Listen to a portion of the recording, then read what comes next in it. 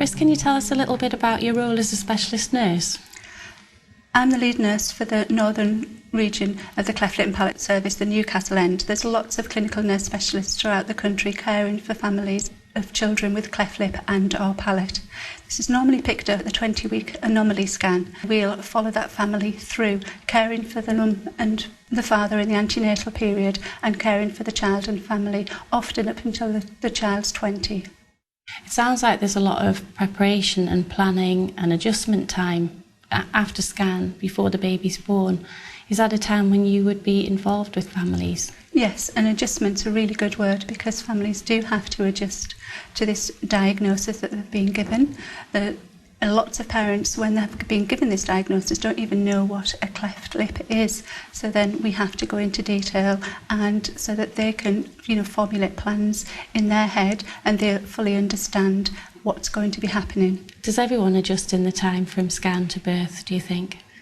In the majority of cases, there is some cases that find it really, really difficult, and we're quite fortunate in most teams to have psychology on board, and if we find that parents are struggling so much, then the psychologists can come in and help them to prepare for the birth of the baby.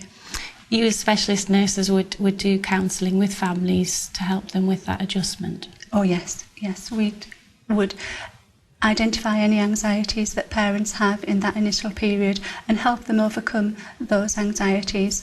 Lots of parents feel quite guilty at having been given a diagnosis of a cleft lip and or palate, and often come up with anxieties. Why did this happen to me? What did I do in that early part of my pregnancy? They're trying to think back and rationalise, did I have a drink while I've eaten healthily? Is it something that I've eaten? Is it something that I've drank, or is it medication that I've taken?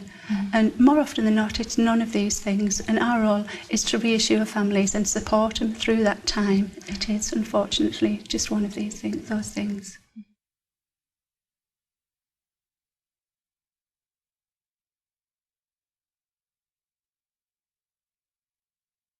On occasion, it's possible for a cleft lip to be diagnosed antenatally using a two-dimensional scan.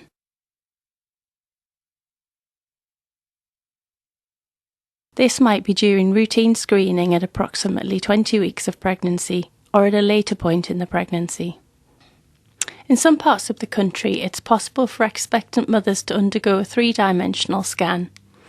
This often produces a clearer image of the baby, providing the lips can be viewed.